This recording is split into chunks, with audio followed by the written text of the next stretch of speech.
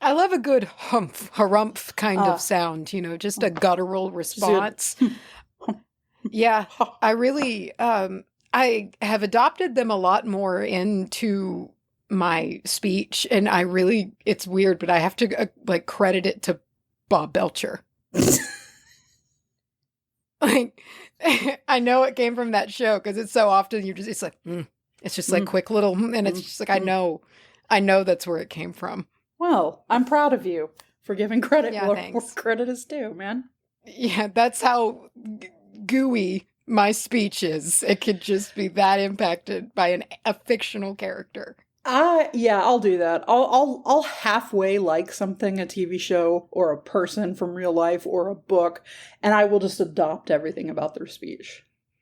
Yeah, I think we all remember your British accent face. I mean, and to be fair, that one comes and goes. It will come back. Yeah. Yeah. Oh, it will come back. It will come back. Wow. So, I want to talk a little bit about, you've been busy, man. Yeah. And you're a little mush-brained right now. Yes, I'm in rare sorts today.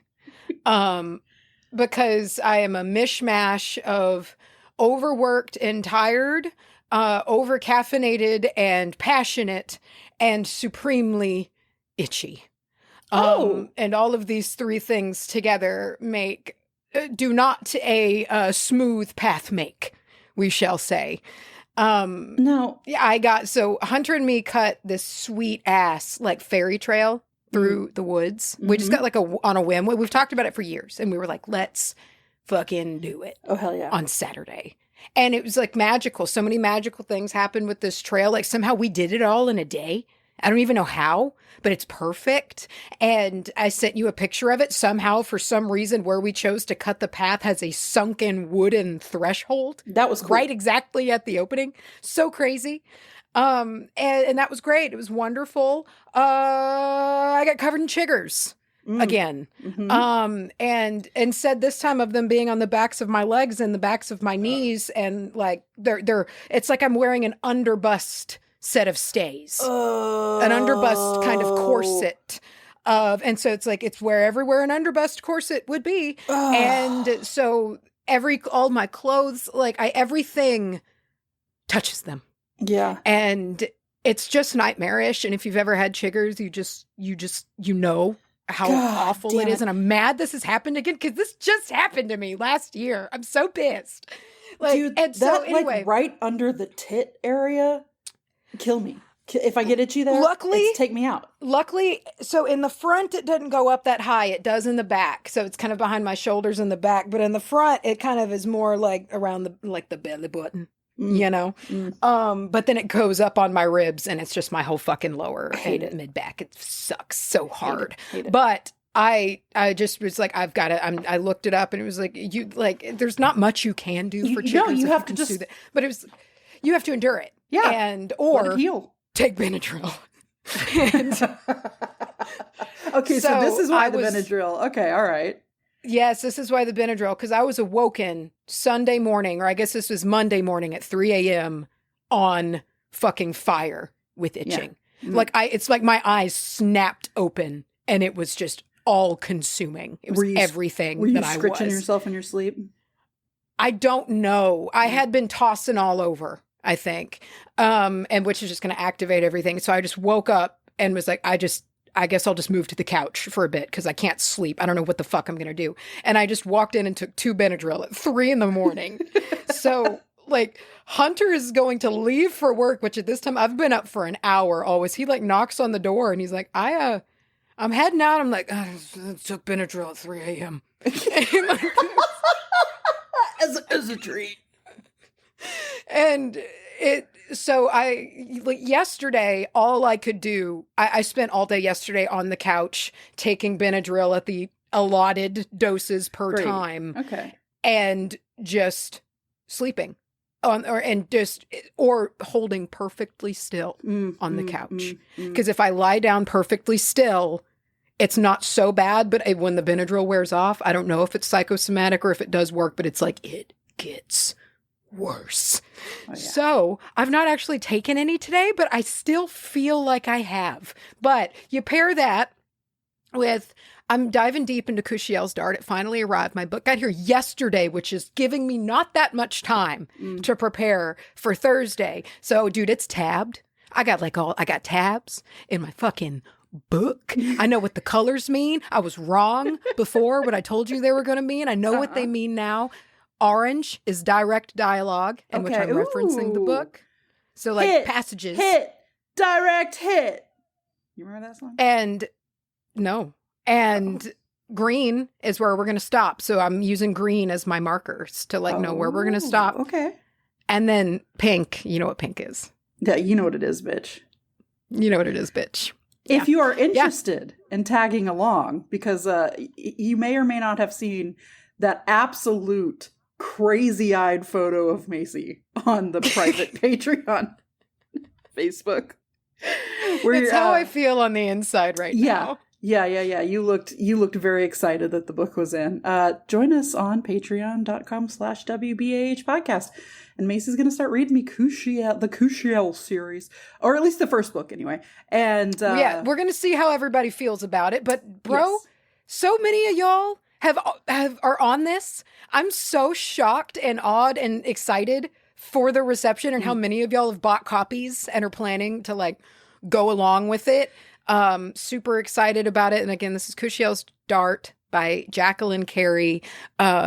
Such a good fucking book. And anyway, if you want to do that, read along. And that's where a good piece of my brain is right now. And I lost some time this week spending kind of 2 days on the couch, very sleepy. So this topic this week, I really wrapped up research for realistically, not long before our time to record, but too long into it to change to something simpler, which is kind of embarrassing because this is supposed to be a clarifying topic because I was wrong last week or wrong a couple of weeks ago when I said that cucumbers are melons. They're not.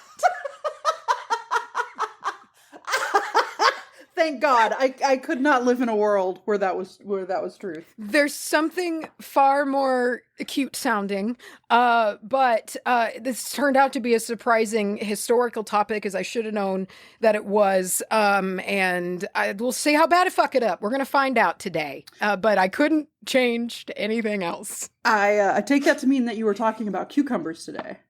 Oh, I am. I am talking about cucumbers today. And listen, we've got special guests today. Oh, good. Good. I love it when we have a special guest. I have no special guests. Well, no, I just talk about a dude, but he's not really a guest. I'm going to talk about Rhodonite. Rhodonite. Is it R-H-O? Rhodonite. Rhodonite. I love an RHO word. Or an RH, kind of like rhododendron or rhubarb. I love Rohan. that. Go hit him! Did I send you the thing that was what do your egg eyes see? No, you didn't. It's so stupid. It's that scene and Aragorn's like, Legolas, what do your egg eyes see? And it cuts to him and he's got eggs for eyes and he just goes, eggs. It's so stupid. It's so stupid and I love it so much. But everybody shut the fuck up because before we start, we have a warning for you. Ooh. It is the last day to get that print. It's going bye-bye. Your last day.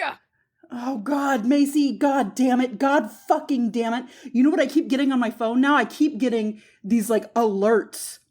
These alerts about Creed. Thanks a lot. Every time, I swear to God, every time I open my phone, it's Creed teases a new tour. That is not my fault. You're the one who went on the music video rabbit hole. I don't want to hear shit from you. But I'm mad and I need someone to blame. You ruined your own algorithms.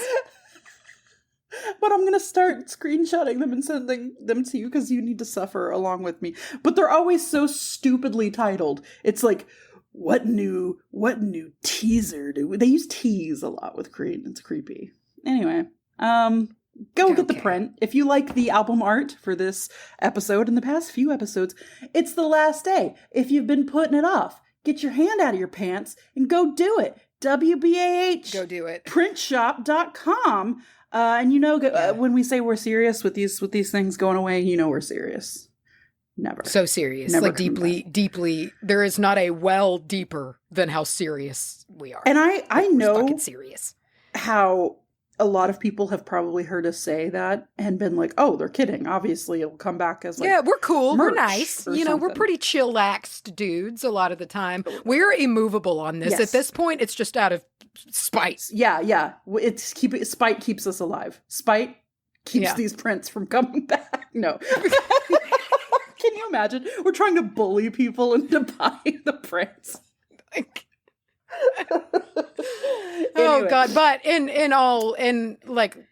whatever they do in tonight. Yes. If you do want it, snap it up. wbahprintshop.com. All over the world, we ship these things too. So if you are an international bean, whoa. If you're a savory bean, I guess, instead of a sweet bean, we ship to you. Is that how we're doing that? Well, remember we talked about apparently in England or whatever in Europe, like a lot of times that it's more savory beans with like the breakfast and whatnot, and like we're like baked beans here are like sweet and syrupy. I mean, it's not foolproof for the whole world, but it worked kind of as a bit. Okay, yeah, I get it for the bit. Yeah, for the bit. For the bit. It's not for the bit. What? God damn it, I wish I had something cooler. Our Patreon shout-out segment. Okay. It is a bit, though. We do make this a bit. It is a bit, but we're not. But you know what? You know what's not? Stephen H. isn't a bit. Stephen H.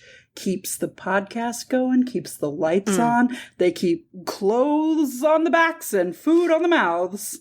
Nice. Of your two girls, Mavis and Doreen. Oh, may we be eternal, Mavis and Doreen. Okay, what Stephen H? Is that what we had? Catholic stuff. Yeah, spooky H. Stephen H. Spooky Mulder.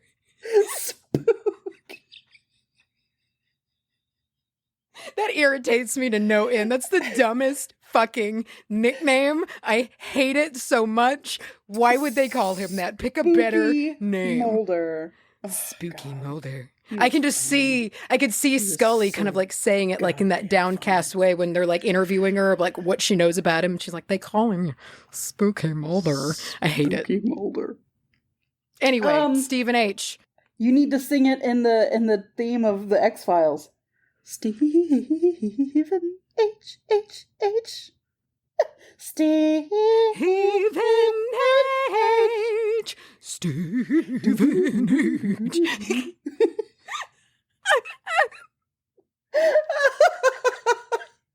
That was our most creative, I guess. Definitely. I think thus far. Yeah, that's the one. I did a lot of wiggling to get that Stephen H out, like in the guts. I did a lot of torso shimmying to do that. I did like some gut thrusts. Yeah. Fun. Okay. What are you talking about? Rhododendron. That's right. It's not what you're talking about, though. You're talking about something not called rhododendron. No, but I love to say rhododendron. It's one of my favorite words. Because I know that. I know that about it. Yeah, it tastes really Rhodonite. Good. Rhodonite. Mm-hmm. Who goes and you go first. Oh, fuck. You sure do. Okay. Oh, fuck. That's okay. That's probably for the best before my sleep depravity, which I'm not even really deprived of it, but like I am somehow before it kicks in, and it's just like, you've not been awake for more than 6 hours at a time in 3 days. Don't you want a nap? Okay. That sounds like a video game choice. Do you want a nap? It should be. Yes, no. So, all right. I'm talking to you about cucumbers. Are you ready to hear all about them? The melon. You're not a melon, but I thought it was. But I was wrong. And But in my head now, it is a melon. So thanks for working that in. melon. So, as I mentioned above or earlier, I'm sorry, but how did Gandalf not get that? Hey, how did he not piece that one together? He's still the gray, you know. He's Also, more laid back and fun loving. It was written. Okay. Okay, you ready? Okay. Yeah, So I'm sorry. I know. As I mentioned, these cats aren't melons, but we're going to learn about what they are. And well, if they're not melons, then what are they? Well, they're a botanical berry. Okay, so you're just gonna have to take that and swallow it and accept it. And they are swallow it not whole, just like any botanical berry. They're what's called a pepo. Fuck off. I can't. I cannot. A pepo? I think it's cute. Yeah, they're technically cucumbers are a botanical berry called a pepo. And so I can't decide if it's stupid or cute. It's both. Yeah.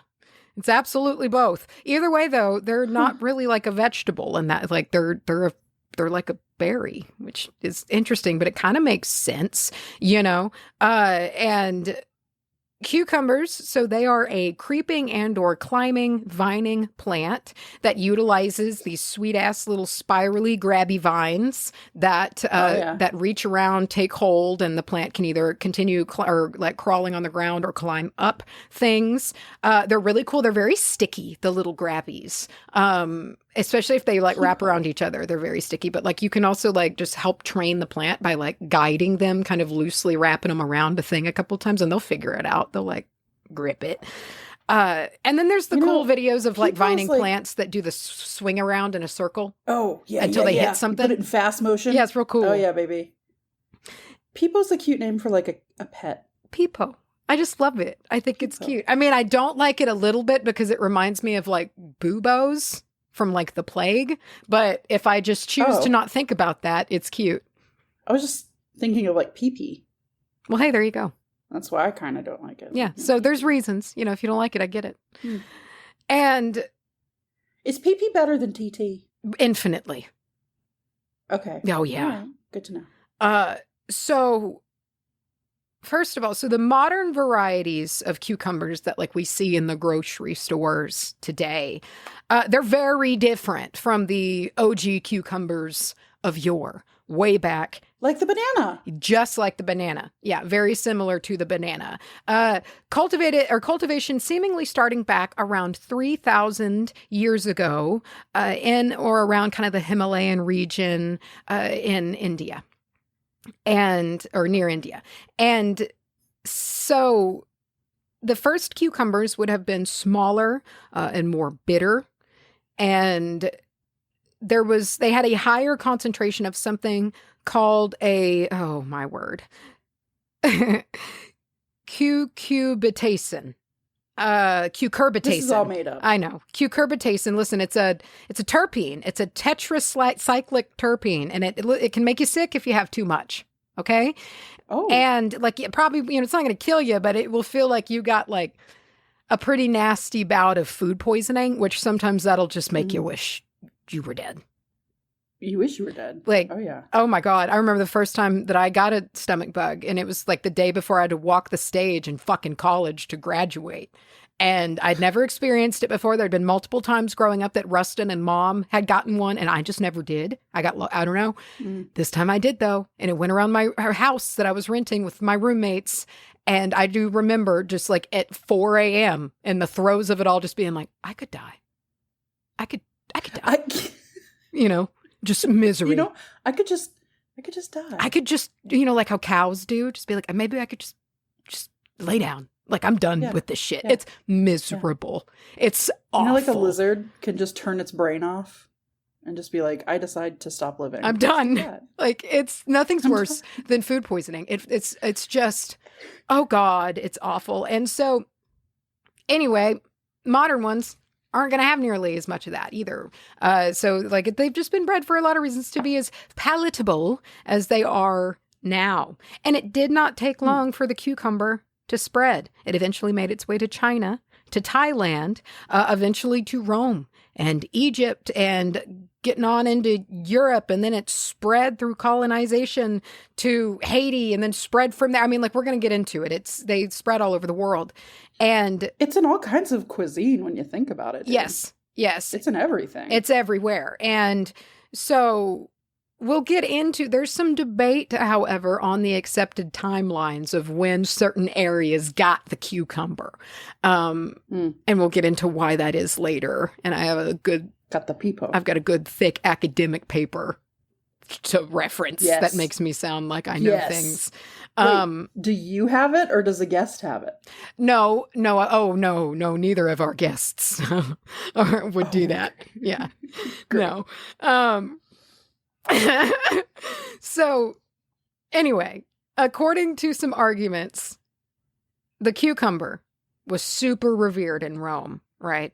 Emperor Tiberius needed them cukes on his table every day. Had a little shrine to the Pepo. Worship. Loved it. Loved them. Oh. And naturally, that's like, okay, well, that's tricky back in the day when we've got things called seasons. How are we going to get this emperor these cucumbers every day? Well, and so gardeners kind of employed a very simplistic sort of greenhouse system. So Daddy Emperor could have his fucking gherkins every day. And oh, how good are pickles? Oh my God.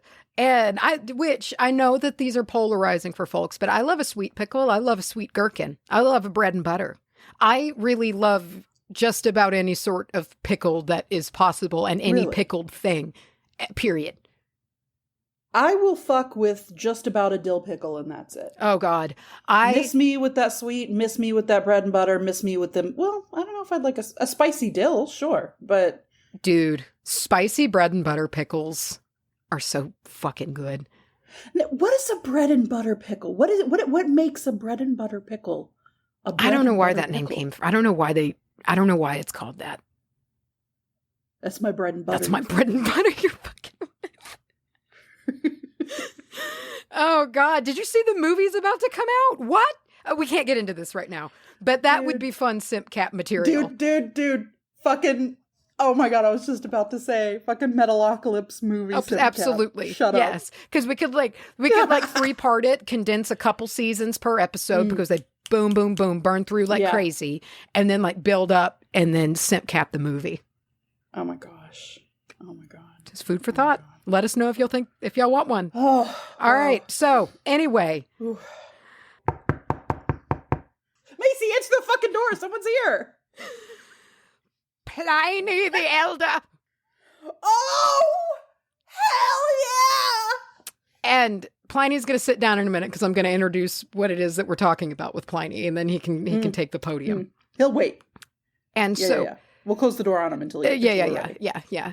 And this is from his writing, The Natural History. A bunch of Roman numerals, and I'm not as good enough at them to know. But anyway, the title is Vegetables. Just make it up. Oh, actually, I'll let him speak it. Vegetables of a cartilaginous nature. Cucumbers, pepones. Ouch. Oh. Okay. In talking about the Emperor Tiberius's love for the Pepo, we have. Indeed, he was never without it, for he had raised beds made in frames upon wheels, by means of which the cucumbers were moved and exposed to the full heat of the sun, while in winter they were withdrawn and placed under a protection of frames glazed with mirror stone. So that's a really cool way of talking about a greenhouse grow bed. I was going to say that's a sick-ass way to describe it. Also, can you imagine being so obsessed with one particular food that you are, as he says, never without it? Never without it. Yeah, gotta have it. Yeah. And so we have a use of the word that we now know them or as they are classified as. I don't know if this is yes, I don't know if this is for the first time or not. But it was the earliest source, and everything, like any source I would find would be like, Pliny the Elder said that this was, and then it's like, okay, that's the same fucking source. So when the cucumber acquires a very considerable volume, it is known to us as the Pepo.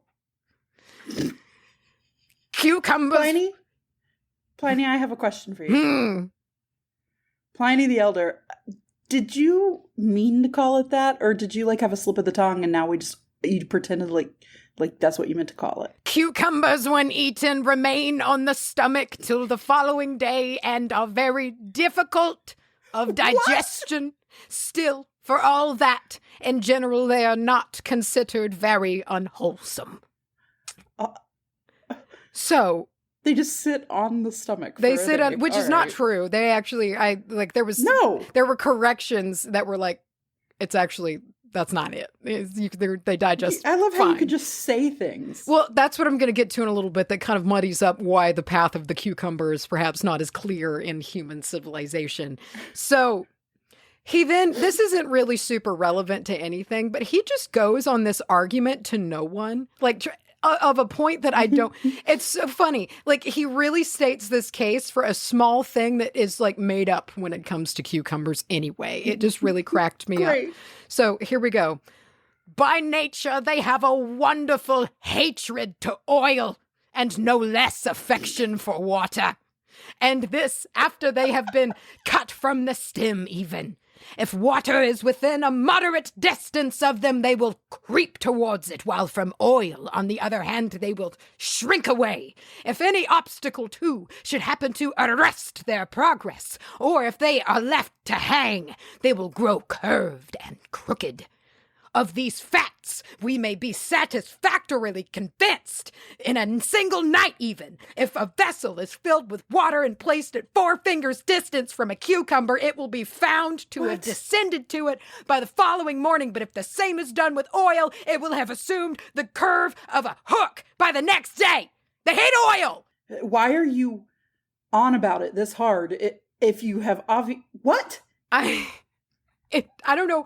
It cracked me up. I don't even, why are you stating such a case? Like, of all of the claims that you make, why is this the one that you go in so hard on and trying to explain? So hard.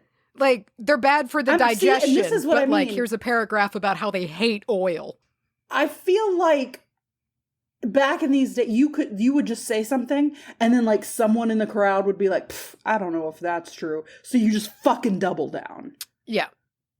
It's interesting. So along with this, though, you can see the wheels coming off a bit in a few places, because Pliny starts getting there's some lines crossing on things that are being described as cucumbers that are either melons or gourds. In one case, perhaps something such like a pumpkin. So we have him saying, the name given to this variety is Pepo. These do not grow hanging, but assume their round shape as they lie on the ground. A thing that is very remarkable about them, in addition to their shape, color, and smell, is the fact that when ripe, although they do not hang from the stem, they separate from it at the stalk. So that's like a pumpkin. That's like what pumpkins do. Mellow Pepo. Okay. That is like a Pokemon. That's cute. Mellow Pepo. Yeah. I can just hear Professor Oak being like, oh, a mellow Pepo. Yeah. Wow. Well done. So. You were close. Fucking asshole.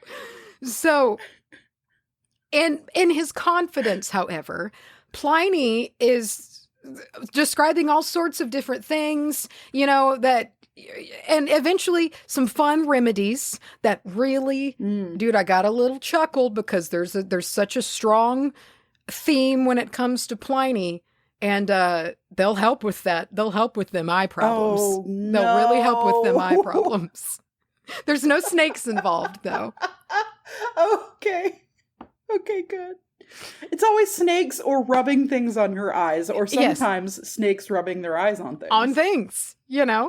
But this would range not only from that to things like scorpion bites and Whoa. mice infestation, which I feel like the mice would just really like them and would eat them. Oh, snack down. Yeah, it's delicious. Snack down. And as well as infertility, which we'll come back to that later, maybe from a more metaphysical standpoint, but I don't know how they meant it in a medical standpoint.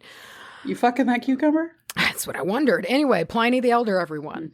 And this was a long time ago because Tiberius was the second emperor of Rome, apparently, hopefully, ruling from 14 to 37 AD. So long while ago, that would have cucumbers in Rome like 2,000 years ago, and that all might be wrong though, because according to a pretty thick academic paper called Occidental Diffusion of Cucumber, Cucumis sativus, 500 to 1300 CE, 2 routes to Europe. You know how they have them titles. And Boof. This was written in 2011, and it proposes that there's some misidentification at hand here. And in fact, many of the historical sources, we have that put cucumbers on the map way early in Rome, for instance, like the Pliny writings. There's evidence that they were being referred to as like misidentified, perhaps something such as the snake melon. And what's snake melon? Well, it's similar to a cucumber, but it is actually a melon. There are snakes. And yes, and one could see how they could be easy to mix up, honestly, especially when you have like sometimes crude drawings or descriptions like of them. You kind of have to really snake melon. You got to dig deep, yeah. And they look a lot like a cucumber, and like a lot. Wow. So it's like a cucumber and an okra had a baby. It looks delicious, and we must also remember at this time, like you made the point earlier, you could just sort of write shit, and that's not. I would be so prolific. Oh my God. In this shit. Oh, all the time. If you could go back and just be like, that is the Pipolius nefarious, and if you eat it, you die. Yeah. And if you're talking about a potato, just say things will kill you, and you'll get so rich, dude. Well, and you can just draw such wonderful inferences. Like one time you saw a snake rub its head on something, and you're like, it cures blindness. Just because you think that. Oh my God. Beautiful. Such freedom. And really, what a time. You get an example of that. And it's not to say that these weren't great thinkers. These were observers of the world that were paying attention and trying to solve things. However, they didn't always have the context that we have now. And we're really having to just stab at stuff.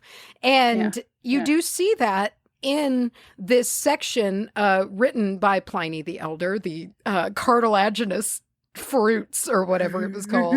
Hated that title.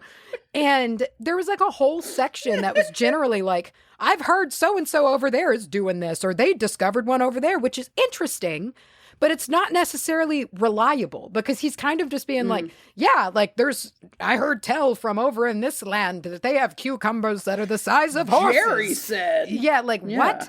And so it's interesting. And some of the, it's just, but you kind of have to take it with a grain of salt, and that makes it so there is a debate on how soon the cucumber actually made it to places like the Mediterranean and like the rest of Europe. Regardless, though, cultivation of cucumbers did spread. And records of cultivation appear in France in the 9th century, England in the 14th century, and North America by the mid-16th century. So the Spaniards brought cucumbers to Haiti in 1494, and in by 1535, there was Jacques Cartier, a French explorer, found, quote, very great cucumbers grown in what is now Montreal. So that's how far they had spread in that time. Like they really spread. They spread quickly, which is not only just because of the spread of cultivation, because they are a good food producing crop and water producing crop. They're very hydrating. Birds can spread. And like, it's a very interesting thing, like how much like birds cannot be discounted in the spread of plants over an area because they poop them seeds out and they might fly a really long way. They poop them seeds, brother. Yeah, they do. And so now we're going to France. We're talking about King. Was it really good cucumbers? Really great. Very great. Cucumbers. Very great. Very okay, great. Good. Yes, the best cucumbers. So, King Louis the 14th. I hope, because I'm shitty at Roman numerals again. I meant to look it up. So, had a big, King Louis the 14th had a big ass vegetable garden. Apparently, I mean, he didn't tend to it. He was not Farmer King at all. No. Farmer King. But Farmer George. Apparently there was a big there was a big passion for food. And also this was apparently, I shouldn't say allegedly because I think it's fact, the longest reigning monarch in Europe. Coming into the throne at 5, and he died like in his 70s. So he was like on the throne for a long time. Anyway, this garden that I also did not look up the French pronunciation of, but those of y'all listening to Simpcap coming up are going to be so proud of me. I'm like preparing the names and getting help from like a native speaker, and I'm trying, but I didn't have time today. So we have like Le Potager du Roi. It's the best I have for you. And this was... I love Du Roi. Du Roi. And this is the big vegetable garden. And it was built between 1678 and 1683 by Jean-Baptiste La Quintinie. And he was the gardener at Versailles. And he was appointed director of all royal fruit and vegetable gardens. And with this task, he was to build this 1 million square foot garden. Real big. And one of the many fruits and vegetables grown there was the cucumber. And Quintinie borrowed the same technique and kind of adapted it to grow cucumbers with like the kind of under the glass, that method, as we talked about earlier. So, or what did Pliny say? Frosted something? It was like mirror stone. Mirror stone. Badass. So, cucumber is a word that is in there's a lot of different, like, it's in a lot of languages. And this has been a plant that has just been super widely cultivated starting from a long time ago. There's writings in it appearing like about cucumbers, or they're referenced in the Epic of Gilgamesh. So like way far back. And there is potential evidence. It's not for sure, but there's like, it kind of looks like a site ranging 9,000 years ago BC that cucumbers were being cultivated, which does push it back further than like the 3,000 years that is currently seemingly what's like known. But like in this site, it's like, well, it kind of looks like they were cultivating cucumbers, but it doesn't seem like it's surefire. But I've got a cocktail fact for you. Cocktail fact. The world earned a new phrase a surprisingly long time ago with John Gay's poem, New Song on New Similes, published in 1732. And it said, cool as a cucumber could see the rest of womankind. And that took off from there. So 1732. Cool as a cucumber. Yeah, I don't really quite understand it. It's cool as a cucumber could see the rest of womankind. So I couldn't find the whole poem, which I feel like the surrounding context would probably maybe help. But either way, people liked it so much, they ran with it and the phrase took off. So now you know. That's where it came from. 1732. That's how old that is. Cool as a cucumber. Makes me think of that delicious spa water you get at fancy places. Well, I'm going to talk to you about that spa water later. Hell yeah! And anyway, well, actually, let's get into it. Let's talk about the metaphys, because I literally can take no more history. I fumbled through that enough. Cucumbers. I think it was great. They're like 95% water. They're Hell yeah. water babies. Well, they do love water so much. They do love water. I've heard if you put some 3 fingers away from it, they'll run towards it. They will. They'll reach towards it. Cucumbers are cooling, soothing, and hydrating. And so we're working with some watery energy here. Something is in my. Oh no! Oh no! Macy? There is no dispute to be made, but that they are under the dominion of the moon. Oh. Though they are so much cried out against for their coldness, and if they were but 1 degree colder, they would be poison.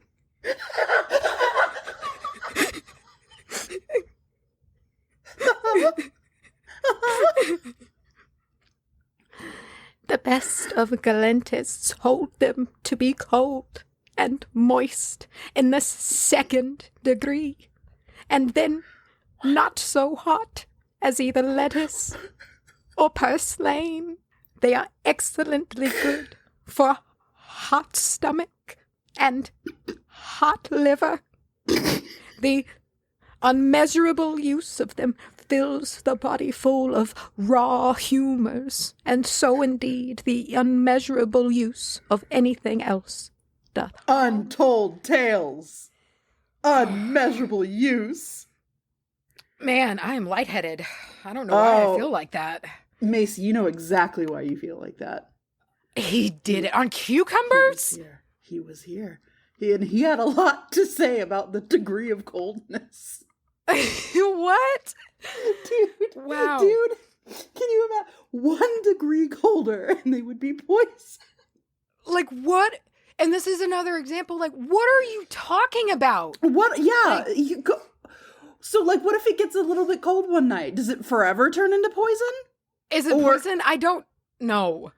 I don't know if they know.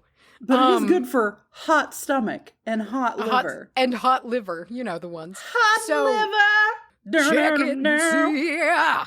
So, there's ties to Venus and ties to the moon. It is without question that they are ruled under the dominion of the moon. And what did you say they're like cried out against? Yeah, people hate them because they're so cold, apparently.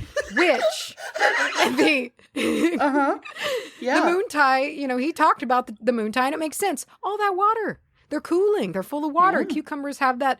They got them lunar vibes, Yeah. We need a shirt with a cucumber that's shooting out lunar vibes. It does, just shooting them out. So, on that note, yes, they are also phallic in nature. We got to address it. We got to talk about it. It's like a whole thing, It's called the Pepo. Come on. It's called the Pepo. Come on. So, Pepo. What's interesting with that, though, is that the cucumber is a really neat blend of energy.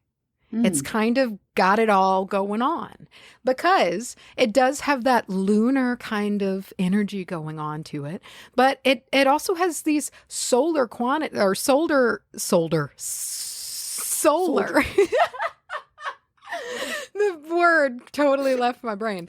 It has solar qualities. You hissed for a very long time. It's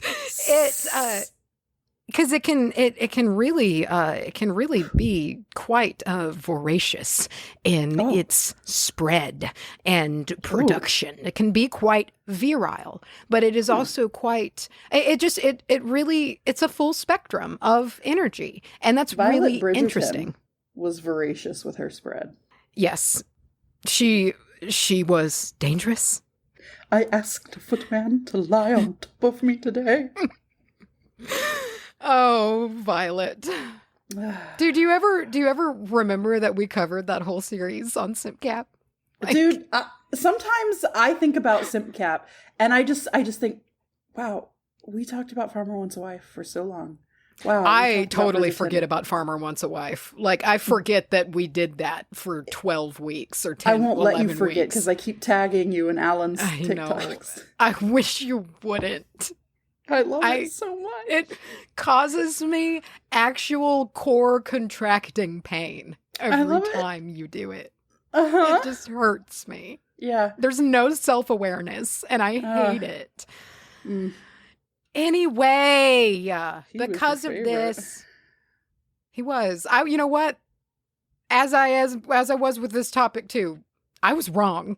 Okay. You know what? Growth. We're allowed to admit when we're wrong. I can admit it. I was wrong.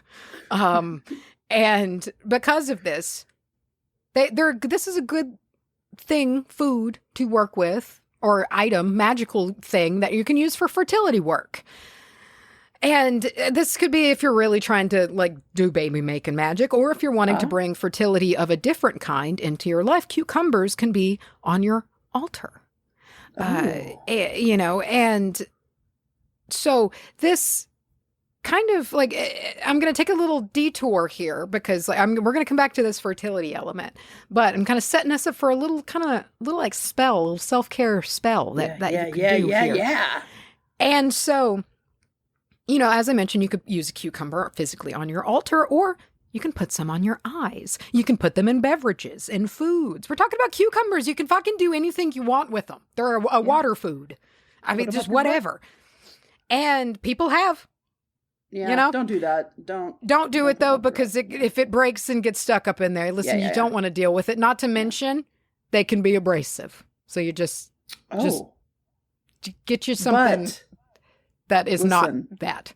If the cucumber broke up in there, you'd have the most hydrated little butt. It would. It would just all absorb. Yeah. Aww. Yeah. Hydrated little butt. Huh. Wow. Little butt. Okay. So, with the note on the eyes and the ties to Venus, because they are tied to Venus as well as to the moon, we're talking about beauty and glamour and, you know, just those kinds of just beauty magic. And we've seen in a practical sense and in movies and blogs everywhere, you see the cucumber slices on the eyes, you know, to soothe the skin and help with puffiness and dark circles. I did see one article and this really cracked me up so much. It was like, it specified you needed to slice the cucumber and not just put the whole thing like on the bridge of your nose across your eyes. You sure? That really got me.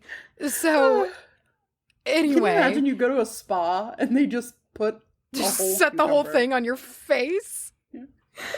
Yeah. But it got me thinking. It got me thinking about a little spell, a little manifestation, self-care spell that you could do for yourself that wouldn't really take that long. You know, this is something that you could slip in when you got a few minutes of free time. You know, if maybe you're going to do a little self-care something. And adding it went in her. Adding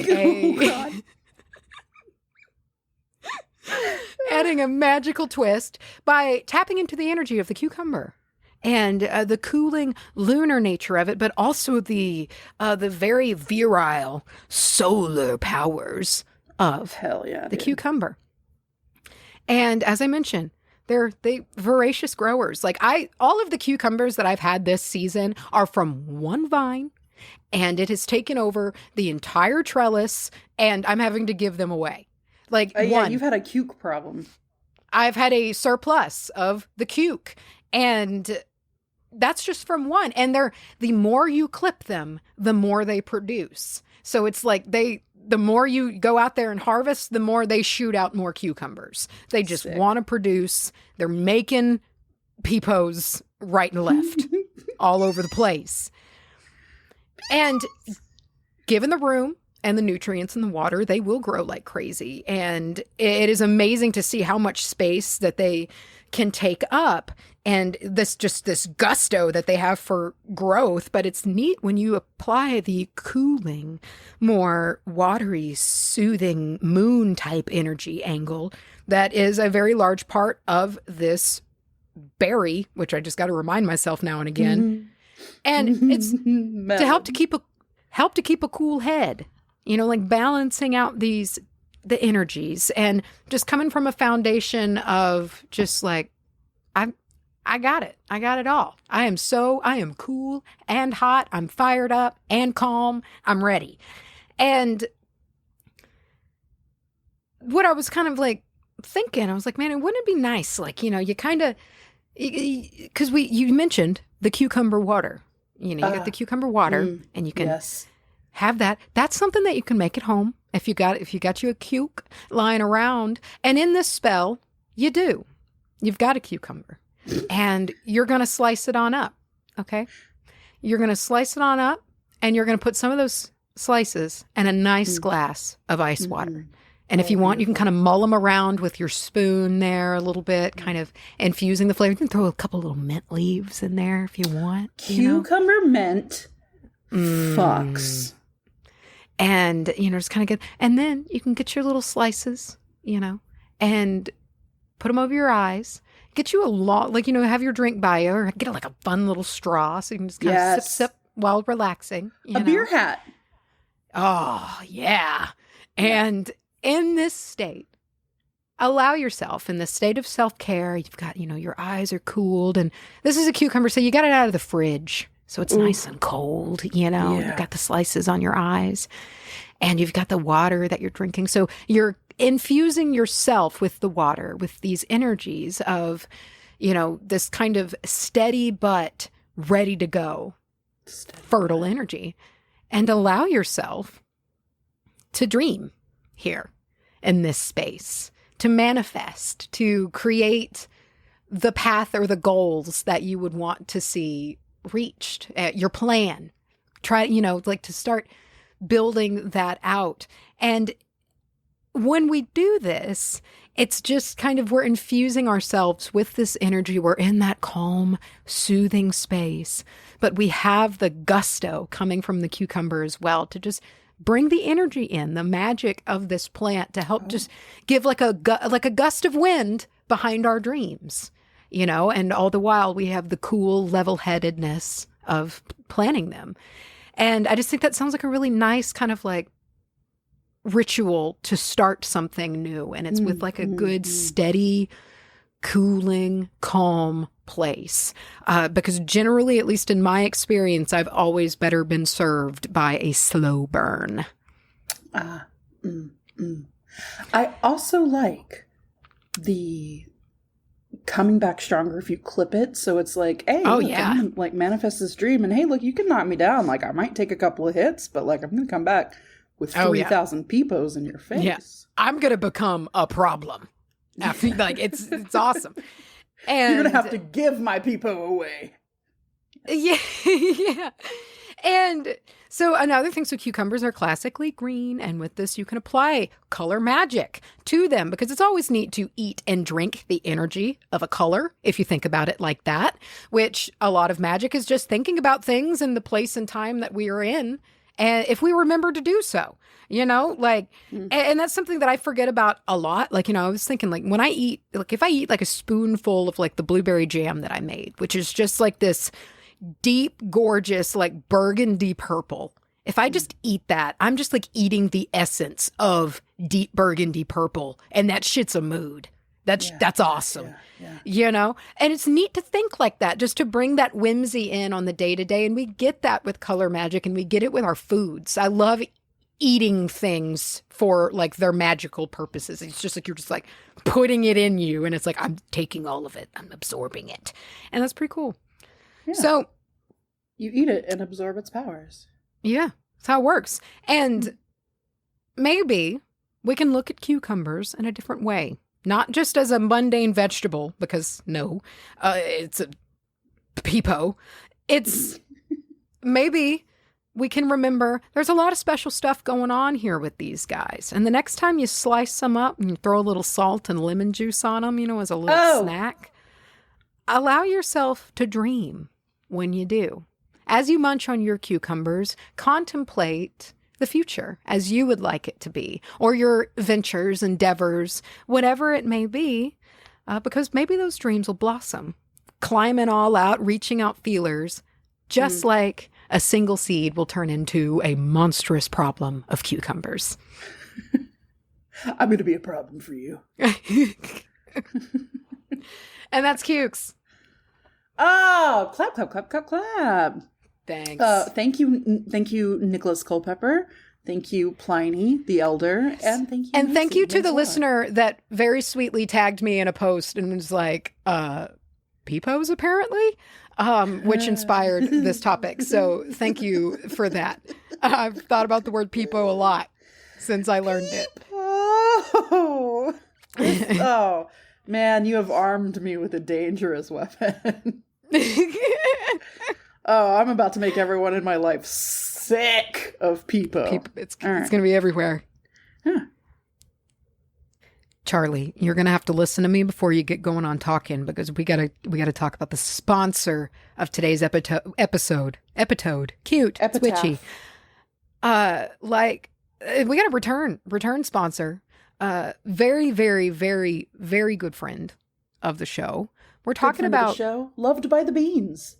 Loved by the beans, and for good reason. We're talking about Blessed Be Magic today, and they have got some sweet new things. Now, if you are new around here, if you crawled out from under a rock, Blessed Be Magic creates minimalist jewelry for powerful witches.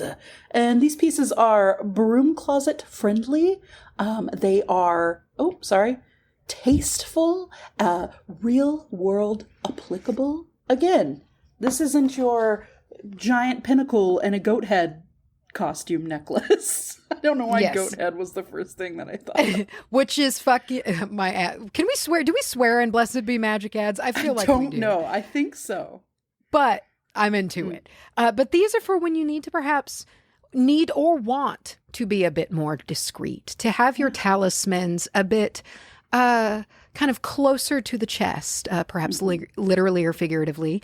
And we are talking about a couple of really fun pieces, fun designs today that have been rolled out from Blessed Be Magic. I snagged. Okay, let me say it again. I snatched up a piece of the Lilith collection. There is now a dedicated Lilith collection, which makes my heart sing. I got the mini pendant. I got the Lilith sigil mini pendant. Pendant is a hard word for my mouth to say. I'm not sure why. But within the Lilith collection, we have the Lilith sigil mini pendant. We've got bracelets. We have, Macy, listen, you know what we're talking about? We're talking about anklets recently. There's a Lilith I'm so anklet. excited about the anklets and the bracelets. I'm so into it. I'm so excited. I love an anklet. And for your convenience, there's a set where you save like 20%, and it comes with the necklace, the anklet, and the bracelet. So you can be fully decked out in Lilith power if that's somebody you work with, or perhaps like an energy you want to embody, or hell, if you just think Lilith is cool, as such as I think. I too got a piece of the Lilith collection. I got the studs, the little, the earrings. Big fan. They're a little bit bigger than the mini studs that we've talked about in the past, like the cute little like Ankh and Eye of Horus sets and whatnot that we've talked about in the past. But they're still a tidy size. I got the rose gold, and they have a cute little shiny little gem, little stone in them. It's really, I put them in the moment that they arrived, and I also got a little something else, which was the little gemstone pentacle ring, which is very discreet. It's very cute. Yes. It's very tiny. And I've just worn it. I've worn it every day because it's comfortable. I've slept in both of these pieces a lot, just because I forget I have them on because they're so slim and delicate that you just don't notice. I routinely sleep in my Blessed Be Magic jewelry. Now, I'm not sure if that's that's coming from me. I don't think that's necessarily recommended, but I can tell you I have not taken my Eye of Horus out of my ear since I put it in a year ago, maybe more. And it just kind of rocks. It just kind of rocks up there. But I wanted to talk about, you said you got the Pentacle Gemstone ring. That's the one that's got the little black stones on it, right? Yeah, it does. It's cool. Sick. It's got little gemstones in the band there, and a little pentacle in the center with a little cubic zirconia in the middle. And it's super cute. I love it. And it's the one I've slept in, which I usually can't sleep in rings because I don't just so the crystal is a moissanite stone, and the black stones are cubic zirconia stones going around it. And but this is a very slim, delicate, tidy little ring, and I put my rings through things. I've put like lotion on, and it's gotten covered in lotion and shit, and it's fine. Yeah, that's what I wanted to touch on, because they are very delicate and tasteful and slight and classy, but they, again, just from my own experience, can take quite a beating. Yes, they absolutely can. And I'll be the first to tell you that I'm rough on my jewelry. Like, it's just how I am. I'm kind of a dirty person. I'm out in the garden, or I'm out in the fucking woods getting covered in chiggers. I'm doing things, and it holds up. These pieces always do. And I just think that's really, really nice when you're looking for your talismans, in particular for pieces that are going to have symbols or in the shapes of symbols that, they're going to last for a really long time. And they're, at least for me, and everything irritates me, they don't irritate my skin. And that's huge. Yeah. Never once. Never have I seen a tarnish, anything. Yeah. But don't just take our word for it. There is almost 1,500 5-star reviews. That's a lot of 5-star reviews, my guy. It's a lot of 5-star reviews, and you guys get a code. So if you want to check out some pieces for yourself, if you want to hit up that Lilith collection, if you want to take a look at them anklets, if you want to look at this gemstone pentacle ring, you can hop on over to blessedbemagic.com to type in the code witch bitch, all one word, all caps, 15% off. Fat 15 off, dude. Fat 15. Love a fat 15. Dude, let's single-handedly bring anklets into the mainstream once more. Let's all go get an anklet. Everybody get an anklet and enjoy that anklet. Look down at your little foot, your little ankle, and look at that anklet and be like, that's hot. Because anklets are great. Yeah. And just speaking of looking at it and reminding yourself, that's another thing that just here at the end here that I want to shove in, I want to shoehorn real hard, real quick, is just the way that this jewelry, more than any other jewelry that I have, when I look at, I'm like, oh yeah, I'm a fucking witch. Oh yeah. I got this Eye of Horus in my ear. Oh yeah. And they've become supercharged with that energy because I just never take them off my body. Yeah, they do. They become seasoned with you. Oh. Ooh. Yeah. Now I'm wondering what the essence of Charlye is, and I don't. It's pretty good. The essence of Charlye is good. All right. I'll take it. Yeah. Yeah. Huh. Yeah. Well, season yours. Don't you with forget your it. Essence. Oh, God. Yeah. Believe in your essence. Trust your essence. Nourish your essence. Nourish it with Pepo. God. Unless it's 1 degree colder. Yeah, unless it's poison. Again, that is Blessed Be Magic. That's magic with a K.com. Type in the code WITCHBITCH for 15% off. All right. I need you to talk to me about Rhodonite. Did I do it? Rhodonite. Rhodonite.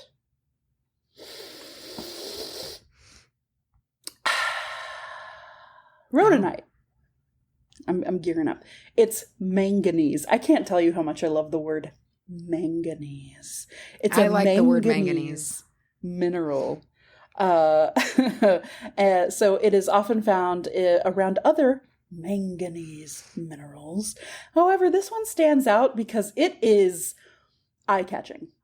It is aughts emo realness. It is classic. Dude, it is hot pink and black. It is Avril Lavigne's it tie. is. Oh, Tell my me God. that doesn't This would give have you... matched with my... Do you remember when my bedroom was black, white, and pink? I do. Before it was pink Before it was and green and pink. Yeah. God, I lost myself for a while there. Wow.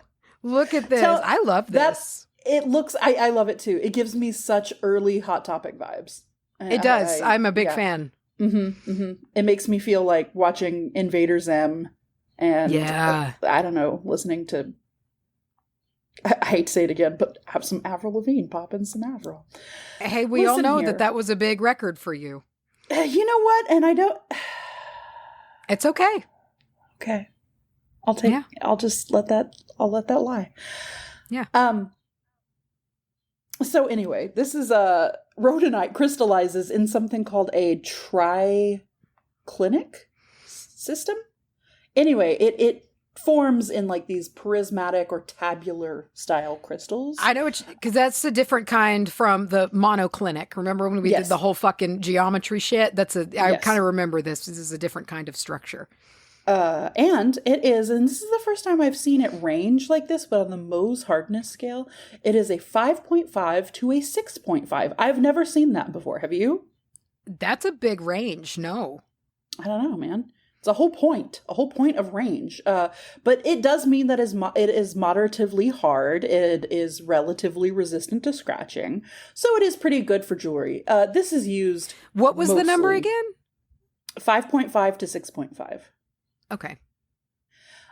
Cleavage. Rhodonite has poor to imperfect cleavage. Wow. It doesn't have perfect cleavage. You know what? And I can relate with that. Hashtag relatable. Hey, me too. Okay. Yeah. Yeah. I have poor cleavage. I've got, it's imperfect. But that means if you break it, it's not generally gonna be like a smooth break. What did we do last time that was perfect cleavage? It's the same one. It was Creedite. Right. Yes. The reason my search or my suggested articles are all fucked up. Yeah. But if you break it, it could be kind of splintery, jagged, uneven. That cleavage is not perfect. It's not perfect. But as I said, are you whispering to me? I just said it's not perfect.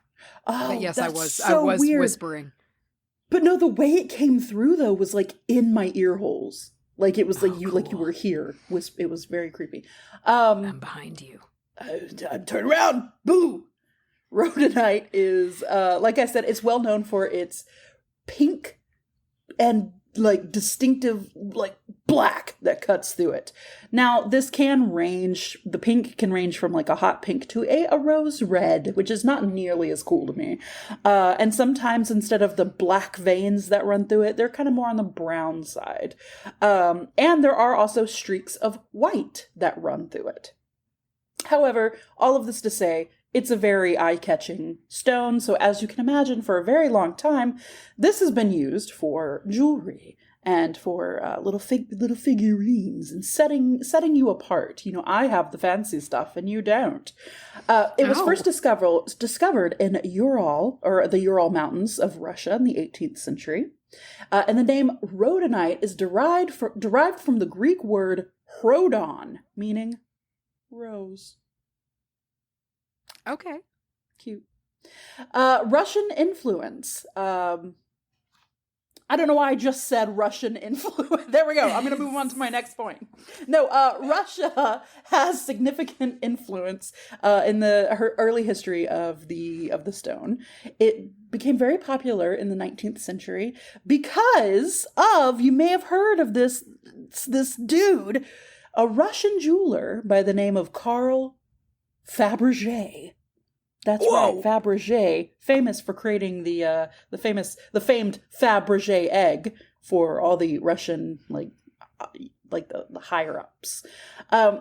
He really liked rhodonite, and he prized it, and he incorporated it into some of his most famous creations, such as the coronation egg and the lilies of the valley egg. What do your egg eyes see? Eggs. Eggs. Dude, I know that they're fancy, and I know that they're this and that and the other. I have always thought Fabergé eggs were a little silly. I'm just throwing that out there. They're an interesting guy. They're beautiful. Like, I think it's because we get a dose of it because we grew up seeing, like, I don't know if you ever went to like friends' houses or whatever, and like they had the knockoff ones all displayed. That you could open, like, crack open, it's and like, keep something in. That's not real. Yeah. Yeah, I'm sure if I was ever in the presence of a real Fabergé, though, my brain would melt, and I'd be like, oh, yeah, I'm sure they're supposed to be beautiful. Yeah, and that's the thing. I think they're beautiful. Why eggs? Why an egg? Guy? Yeah, why no, I get you. I have the same question. Yeah. Okay. But he liked to do really delicate little works with rhodonite, and this helped to elevate it to a gemstone of choice amongst the elites, the elite class of Russia, and it became synonymous with like lavish lifestyle. So as you can imagine, it became very expensive, and it quickly became something that only the very rich could have and the very powerful had. Which is funny now because it looks like just some like blue-haired scene chick would just like have it wrapped around her lighter or something. I don't know. Like it just does not look. I cannot associate this stone with fanciness. Is what I'm trying to say. I can associate it. The necklaces that you would wear that were really long because you were supposed to double it up so it was a choker, but then dangled down long. Like I see one made like that. That's what I see these like pink and black stones. Yeah, exactly. Do you remember so many of those little rubber bracelets that looked? It was like silicone, and it looked like somebody had piped them out, and they looked almost like Hershey Kisses, but they were like spikes, but like silicone spikes. Yeah, but they were squishy and every hair in the world stuck to them. Yes. Yeah. I had a black and pink one. That makes me think. Yeah. I never had one, but I always wanted one. And I remember there was a black and pink one and a black and green one that I thought was fucking sweet. Sick. And they were like the big thick, the cuff, that like snapped around your wrist because this was the time of like the cuff and the sweatbands that said like AC/DC, which I had, and wore. I had one that said "I heart tater tots" because my mom bought one for me and my boyfriend. Okay, but I'd wear that right now. I'd wear that fucking now. I wonder if that was because of the Napoleon Dynamite years. I was just about to say yes. It was at the height of the Napoleon Dynamite, and she bought it, and I remember I loved it. And then I remember like my boyfriend at the time, he was like, "Oh yeah, that's cool." And then later, my mom was like, "Did he not like that?" They didn't. I've always really felt sad about it. Because he was just like, yeah, okay, cool. Do you not see this masterful creation, my guy? Oh, wow. Oh, geez. Rhodonite found use, its use in industry as well, because it was used as a source of manganese, again, that is used in steel production, I think something else, but I have here steel production, and I think I forgot to make note of the other thing. But there you go. It was important. Yeah. For metal very on making brand for today's episode. I don't know, dude. Look it up. If you want to know about this, why are you coming here to this show? Come on. Okay, so the most popular thing to do with rhodite has always been to make beads, pendants, bracelets, carvings, and sculptures for your house. However, it is also used in inlay work to be crushed up or cut into small little pieces and to kind of do inlay work on wood or metal or even other stones. So keep an eye out for it because it makes its way into a lot of stuff just being like the inlay that you might not even notice is there. Oh. It also, for a time, was pretty popular for rosaries, the beads in the prayer beads in rosaries, because of its. You also see it in for malas. Okay, yeah. And that is the association with compassion, healing, and spirituality, which we'll get to later. If we're talking about now. This next part comes with a huge disclaimer. Y'all know I don't usually like to talk about the medical stuff, talk to your doctor, blah, blah, blah. But for a history standpoint, this stone has been used for improving blood circulation, according to some beliefs, wearing or holding it near the body may help to boost your blood flow. It also may, or has been thought to in the past, support your immune system and strengthen your natural defenses. And respiratory health? Question mark? Hey, throw it in there. Yeah, it just said was like supports the lungs and makes breathing clearer. Okay. Great. Cool. In a metaphysical sense, though, the what you're going to find rhodite, or what you're going to use rhodite for, is sorry, I kind of lost my place in my notes. Okay, it's highly regarded for its ability to heal those emotional wounds and to help promote a balance when we're feeling a little out of sorts, when we can't pick an emotion to settle on because of things like traumas, reliving traumas. You know, if you're sometimes, if that's something from your past, you know, some days are better than others. You know, so if you have the day where it's like, I'm totally fine, I'm terrible, I'm totally fine, I'm terrible, you know, we can kind of help bring a little bit of balance to that with a rhodonite. And it also helps to alleviate some of these emotional wounds by encouraging self-love, self-acceptance, compassion towards yourself, others too, but mostly this is a stone that sort of turns inward and helps us heal ourselves. Okay.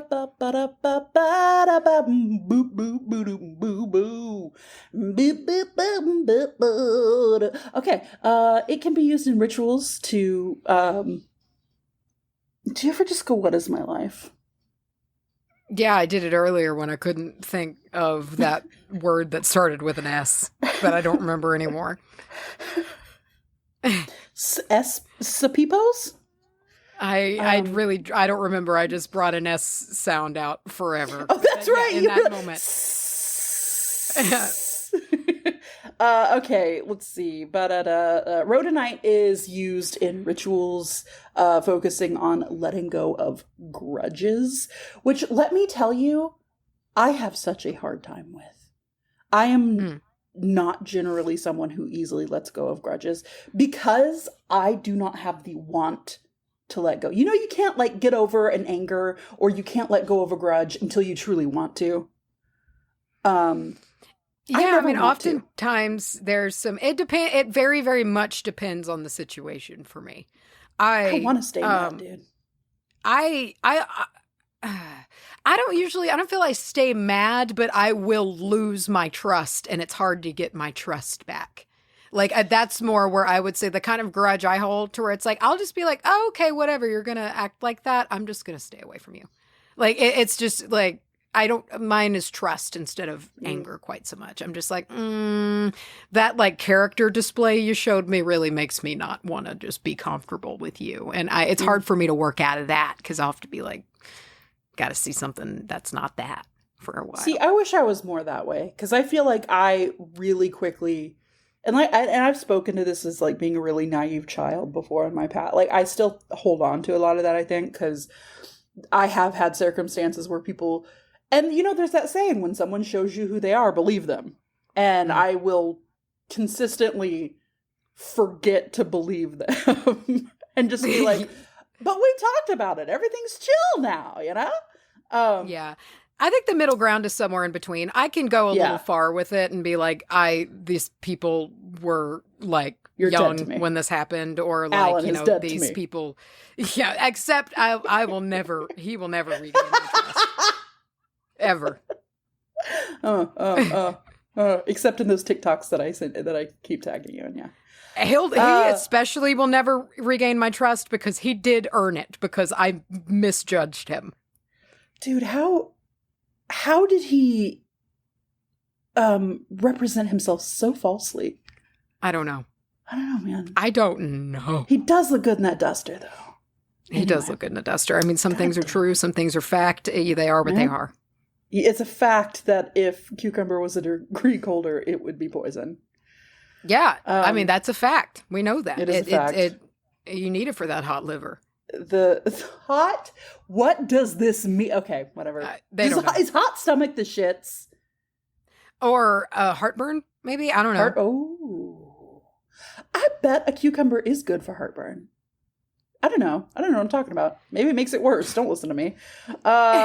Speaking of the heart, rhodonite is associated with matters of love and compassion, and working with it to help us gain a greater capacity for love and to help love ourselves more. That pink color, it's hard to see something that's pink and not give it that lovey vibe. And in this way we can use it to maybe do love spell, maybe attract some love, maybe deepen a love that's already there. Or you could combine the healing wounds aspect. God, I can't talk. You can combine the healing wounds aspect to the love and relationship aspect, and you can heal relationship wounds.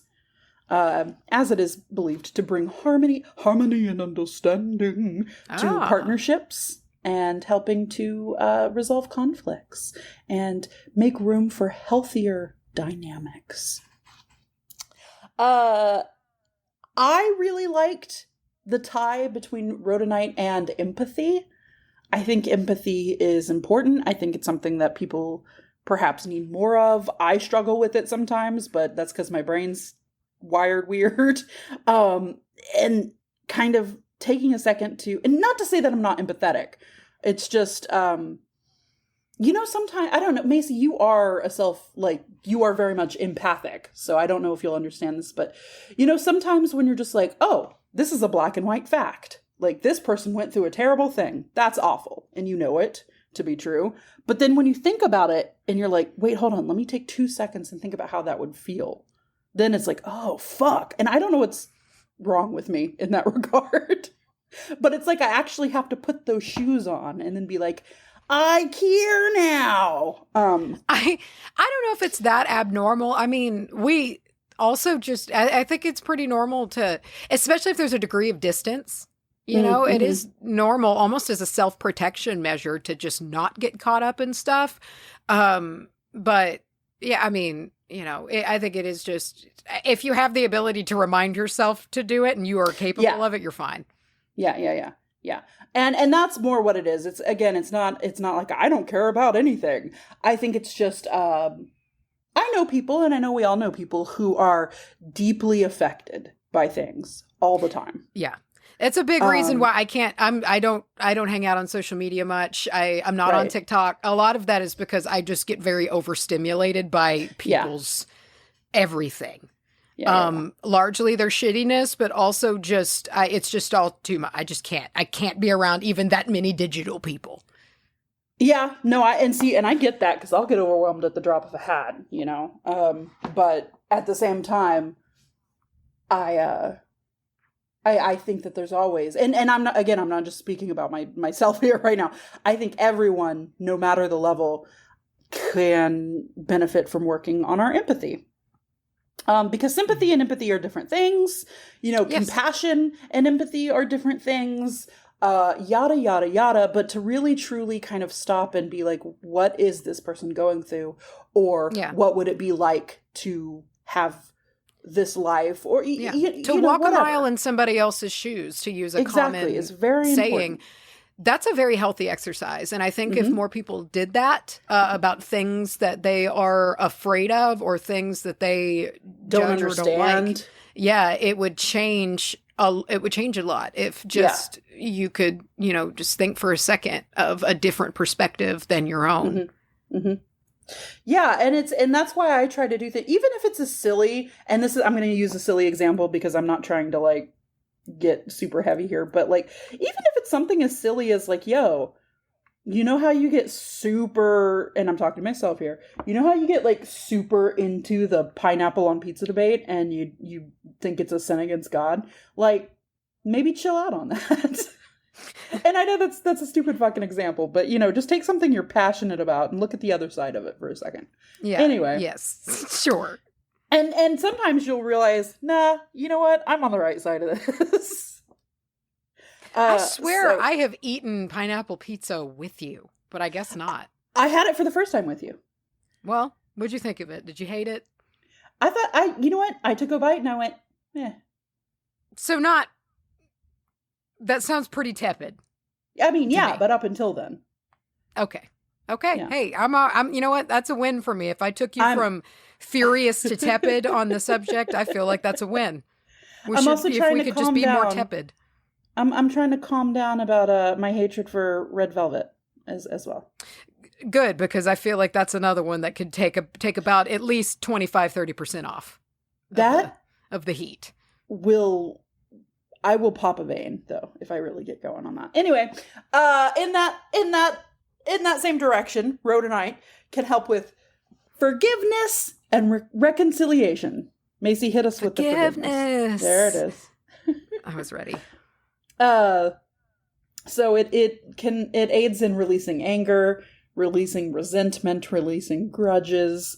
And then again, as we've seen as is a trend with this, as it releases something, it makes room for the more positive side of that thing to move in. So we're letting go of anger, resentment, and grudges, but we're making room for forgiveness and healing and the promotion of reconciliation. Let's see. It has a general calming energy that can help bring restful sleep and emotional well-being. It can offer a little bit of psychic protection by creating a shield around your aura. Tight. So whatever. But it will help to ward off negative energies and emotional vampirism. Hey, sweet. Need those. Yeah. And lastly, Rhodonite is associated with spiritual growth and the development of intuition. It can help heighten our psychic abilities, create a deeper connection to the higher realms, and oh god, it's the last thing. Why am I losing my mind? Divination, spiritual practice, facilitate access to your intuitiveness and guidance, especially with divination. That was rhododendron. Goodbye. I need you to know that the entire time that you kept saying rhodonite, I just could only hear it subbed in to like, do you know the song Sister Christian by Night Ranger? Yes. Do you know that song? I just, rhodonite, what's your price for flight? And finding Mr. Right. It's all I could think the whole time. Wow. I'm glad.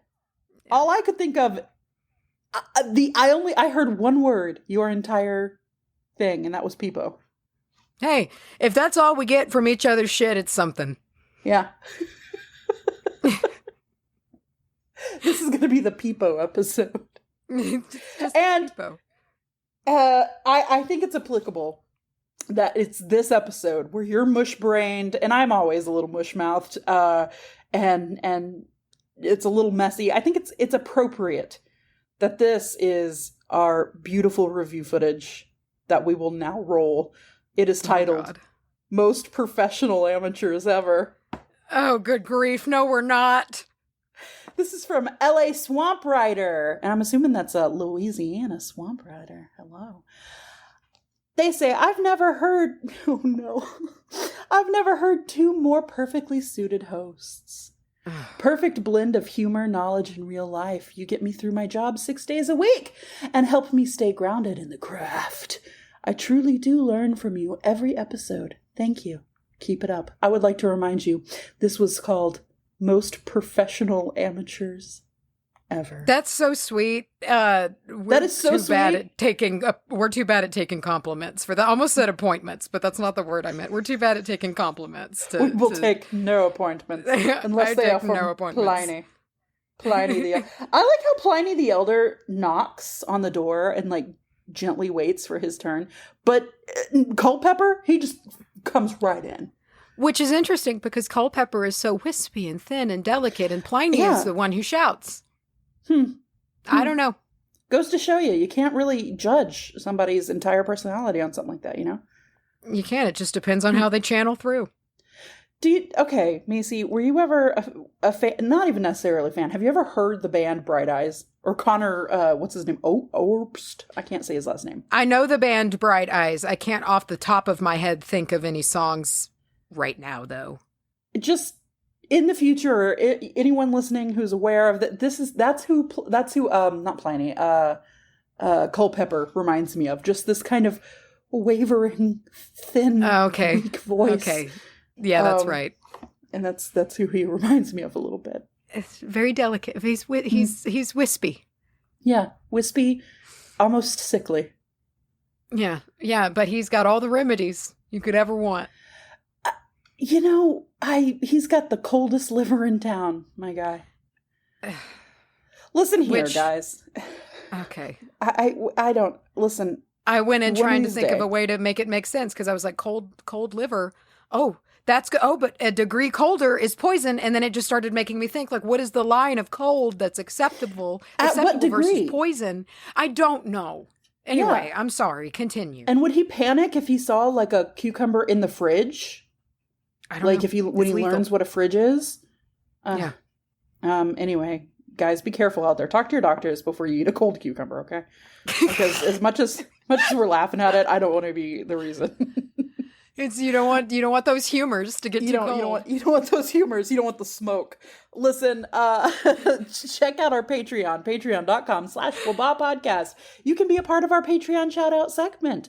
You get the access to that extra content, spells, blogs, other exclusive content. You get the access to the Facebook group and monthly live streams, 2 or 1 bonus episodes a month, and of course, the real bread and butter here, the real treat, Simp Cap at the $5 level. That is an episode every week. It's a whole other podcast at this point. It is a whole other podcast. When we started it, we were like, we'll just kind of do it whenever we feel like it. But it has truly become one of my favorite things. It has breathed life into so many ventures of mine. Knowing that I get designated time each week to bullshit about things that I'm currently interested in is just the best thing in the world. Especially like things like this that are like pop culture or like works of fiction like we were getting into on Thursday with Kushiel's Dart, which I am getting to talk about my favorite book of all time to you. And to everyone listening who is reading, it's like, I can't imagine a better dream. Like today when I was tabbing my book, I just like, and I'm having to read this book in a different way because I'm having to read this book in a way that's not just reading it, but like communicating book report. Yeah. Yes. And I was noticing so many things that I've never put together before. And I was like, how have I never put this together before? But then I was like, shit. I've got to know things. And so it's like, I'm taking it so serious. I'm so excited to tell this story and support a great author if you want to read along or if you just want to check out the books. It's Kushiel's Dart by Jacqueline Carey. Phenomenal story. And we're just going to have us a little reading club over on SimpCap for a handful of weeks. And you should come over there. And this is for all levels because Macy, you've read the book twice. This is your third read through. So you're quite familiar. You're the professor here. And I do not even know the name of the main character. So all levels welcome. Yeah. It's all familiarity levels with the material. You can have read it before. You could be wanting to read it. Or you could just want to go along for the ride. Give it a listen. I think it's going to be an excellent time. I was reading the section we're going to be covering tomorrow. And there's so fucking much. And by the way... Wait. I highly doubt anyone's going to do this much reading in one day's time, but you did publish the reading assignment because tomorrow we are going through chapters 1 through 9, right? 1 through 9. Yeah. So all of the books are a little bit different. So my hardcover has like 7 pages while the mass market paperback has almost like 9, so there's a page variation there. So we're going to do chapters because those are going to be the same for everybody. So for me, it's like 76 pages or something like that. But reading through chapter 9, stopping at chapter 10. And we're going to talk about what all happens. Maybe we're going to grow up with our heroine. I'll figure out what a dart is. Or is it like a dart for a dartboard? Don't tell me. You figure out what a dart is within the first couple of pages. Oh, sick. Okay. All right. We're getting into that real quick. Because I didn't know either. I had no clue what that meant. And so I was like, that's a weird title. Knowing nothing about the book, I kind of think it's just like somebody named Kushiel and they play a lot of darts at their local pub. There is someone named Kushiel. And... I'm not going to go any further than that. Just Is there a pub? Sure. There's lots of pubs. Sick. All right, listen, we have an email address, wbahpodcast@gmail.com. Send us them advertising queries. Send us those spooky stories. Put spooky in the subject line, or we'll probably miss it. We have a Facebook, Witch Amateur Hour, Instagram, @WitchBitchAmateurHour, Twitter, Betcha! Damn, that was a throwback. And a mailing address, P.O. Box 865. 865! 75103. Wow. All right. Can you take me higher? I am about to shove my nose back into those sweet pages. That's right. You gotta bounce. You gotta go read. I gotta get to rocking and rolling, brosif. Dude, this is such an easy my notes. Such an easy season of SimpCap for me. It is very easy for you, but I am excited to watch you follow along this story from my telling a lot. I have to I got to do it. And that's the thing. I'm going to make this harder on myself than necessary, because if I don't do this story justice, I will consider it a grievous failure. So it's got to be done properly. I've been trying to think of ways that I could upkeep some, do something for this. And I was like, you know what? Every time there's a character, I'm going to write down the description of them, and then I'm going to try to do a drawing of them. I love that idea. In my absolutely bad drawing style.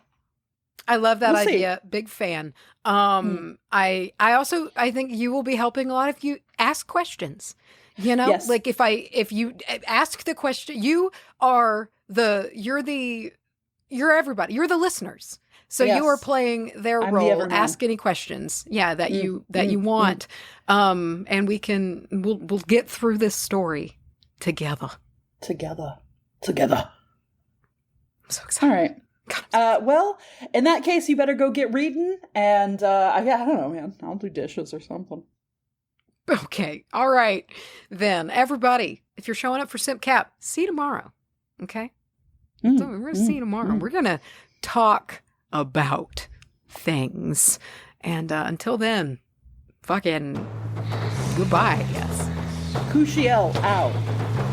Oh.